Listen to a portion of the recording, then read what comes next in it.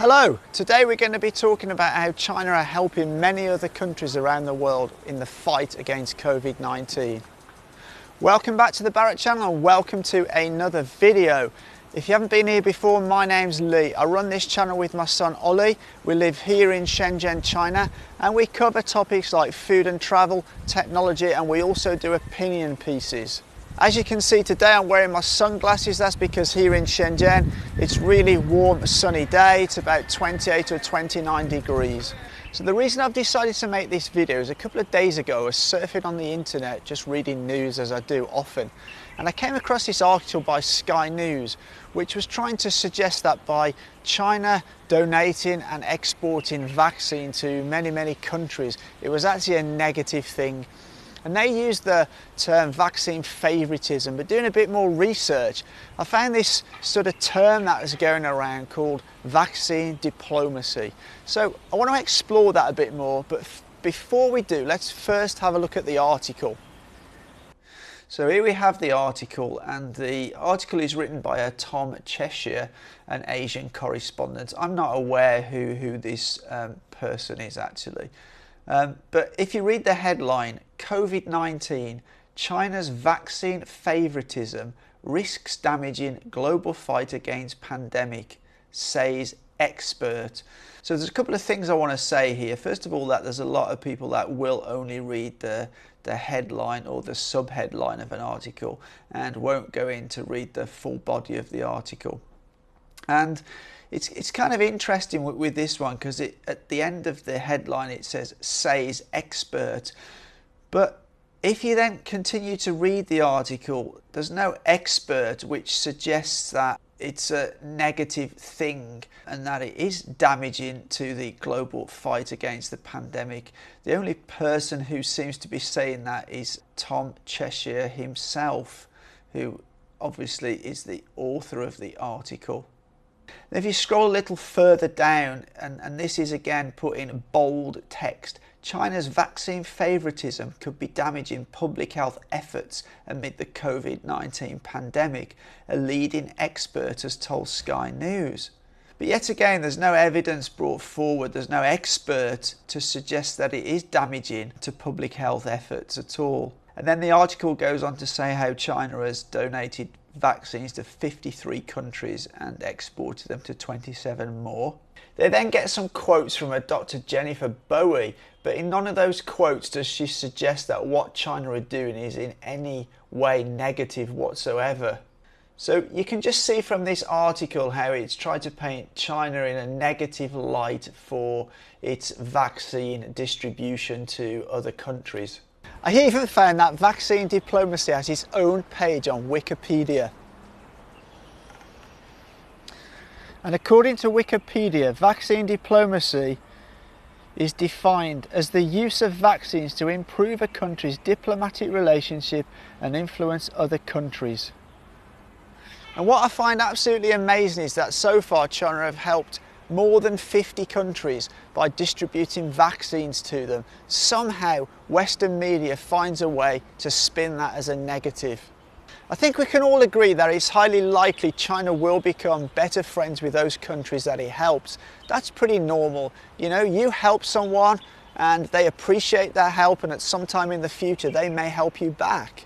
But let's ask the question, what's the price of that friendship? The health and well-being of millions of people? To be able to travel, to be able to trade freely as we did before the pandemic. China has never been seen to use its diplomatic power to force regime change or encourage other countries to do business with it at the exclusion of others.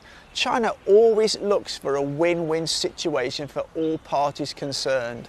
And vaccines are no different. Even though China is shipping vaccines to a number of EU countries, it's probably going to make no difference to those countries, and it certainly isn't going to make any difference to the USA or the other Five Eyes nations. All the so-called vaccine diplomacy is going to do is help those people in those countries, which in my book is a good thing.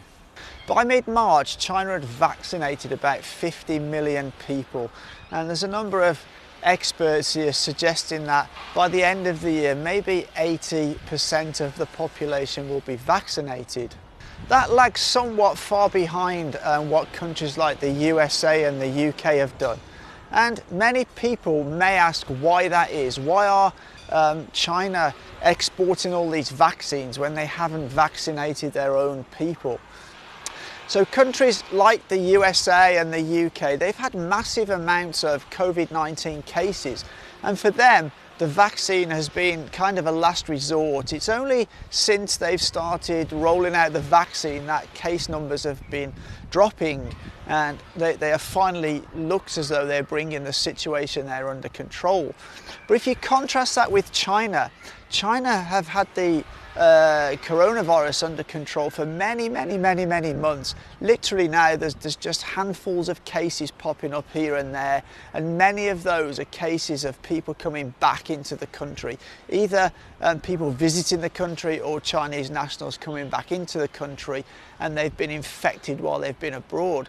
So there's really no mass urgency to get the Chinese population vaccinated like there's an urgency in countries where they haven't been able to control the pandemic. And I think that's the reason why, you know, China are sending so many vaccines to other countries, you know, and they've been accused of cherry picking, and that's really not the case. I think, you know, if you look at the US, they sort of made a statement that they needed to get all their own people vaccinated, and they refused to ship vaccine to Mexico, where China have shipped vaccine to many of its neighbouring countries.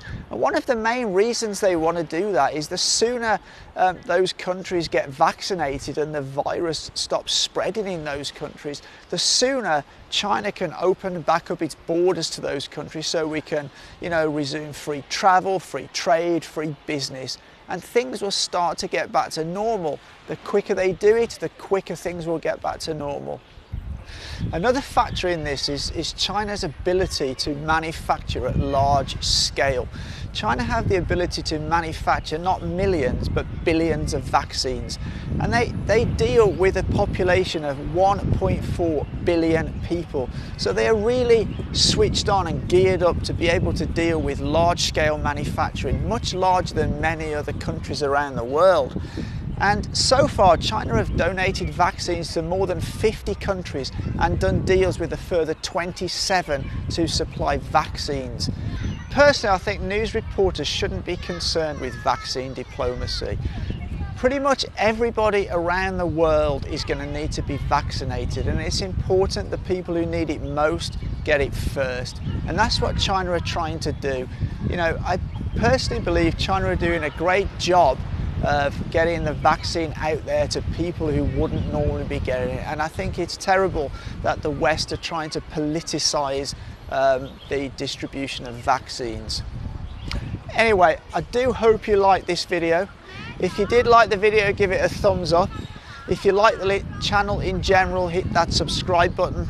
But as always, for now, until next time, take care.